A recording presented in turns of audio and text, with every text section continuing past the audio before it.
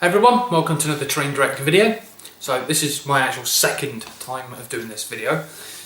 The first time after 26 minutes I was talking to this camera for, I put it onto the computer and yeah, it didn't really make much sense to tell you the truth. So I'm going to try and add some more structure to the way that I'm going to do this time.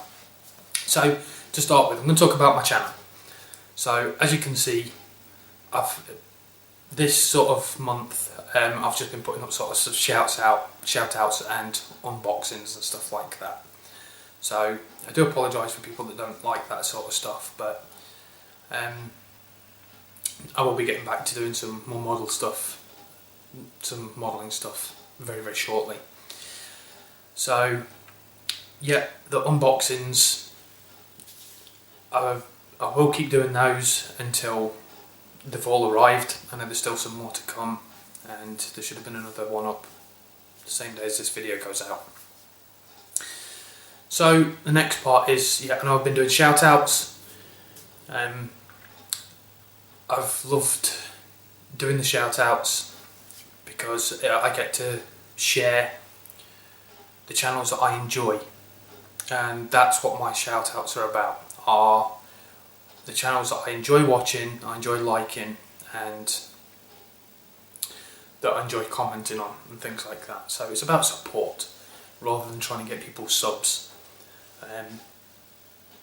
Yeah, I know that if you go into my previous videos, you'll see me give out shout outs for smaller channels so they can, to help grow them, but I always try and put in each shout out a smaller channel so we can sort of go along, check them out and help them grow as well.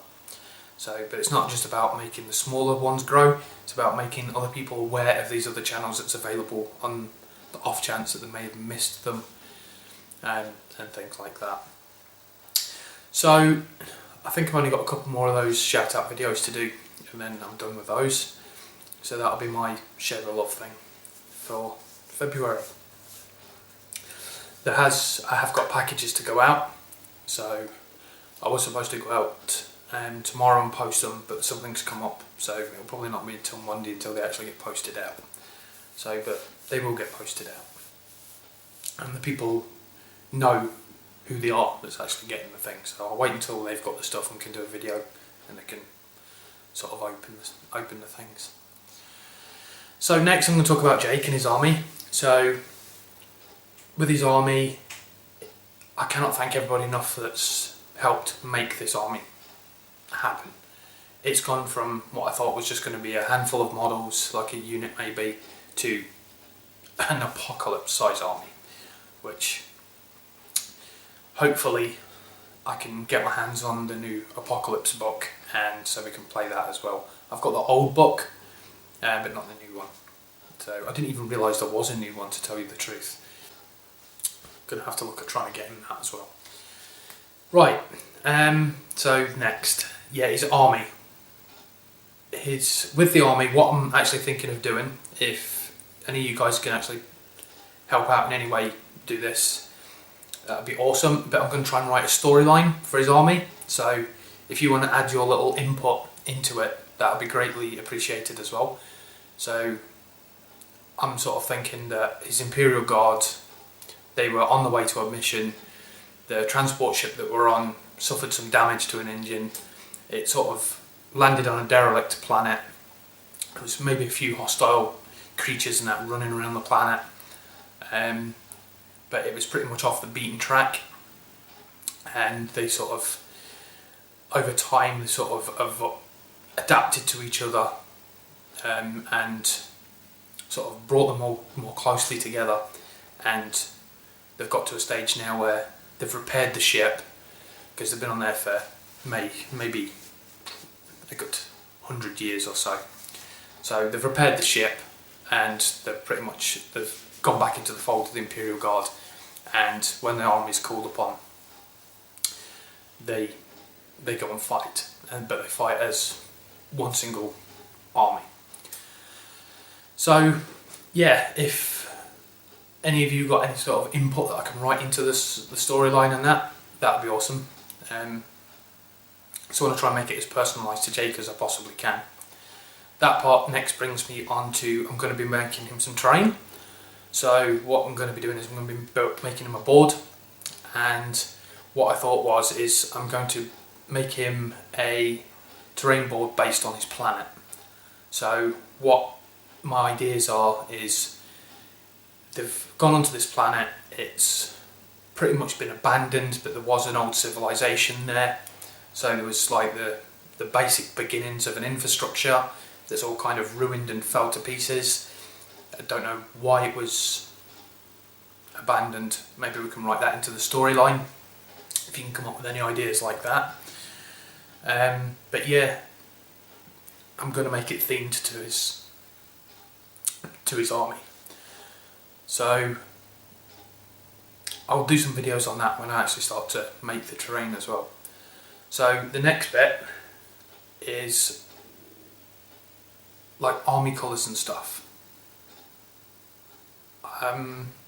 That leaves it like a massive wide open field for him painting the unpainted miniatures into any sort of scheme that he likes, because obviously all these factions could have come from multiple different planets, but when they actually landed, each one actually acts as a separate group, but yet they form a whole unit of coherency, if you know what I mean. So even though maybe one's come from one planet, another from another, another from another, they were all stuck on the ship. When they've crash landed, they've all sort of merged together. So that may be the reason why that some of them are in some colours, some are in different colours, and another unit's in completely different colours, and that's the reason why his whole army's not completely all the same sort of colours. Same as with the vehicles as well. So that way that, because I don't think he'll paint the miniatures that are painted. I don't know. I very much doubt that he will, because he won't want to spoil what's been painted. So, and I'm going to offer to help with the painting, and I know his dad will as well.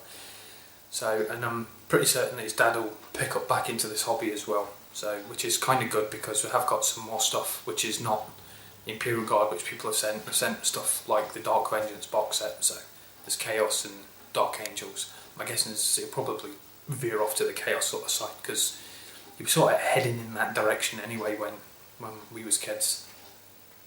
So maybe he'll pick up that and be playing with the Chaos stuff. So that's really cool. And the next sort of thing is what's going to be happening in the future with my channel. So with the future of my channel is next month I've got my terrain square that I'm going to be doing for Edic Beer's challenge. So I'm really looking forward to actually starting that and getting into that. I've got some really cool ideas. I'm not going to tell you what it is at the moment. You have to stay tuned until the beginning of next month to actually find that out.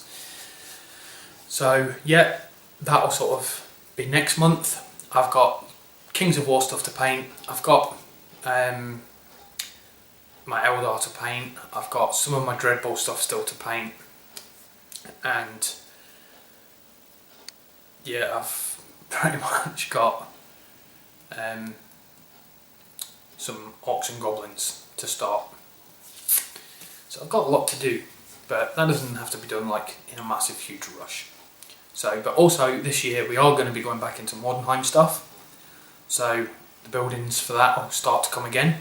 So you will see some of those very shortly, because I've already done an actual terrain piece. So the last part is the Help for Heroes. Help for Heroes, I'm almost finished it. I would say I'm probably now at 90% complete. So within another couple of days it'll be ready to do the video, stick it in the box, stick it out in the post. So yeah, within a week that should be done and dusted. So I hadn't forgotten about that. That's also what I've been working on when I'm not unboxing things and things like that. So with that said, I'm going to bid you all a farewell, and I hope you have a great evening. So happy wargaming and stay safe.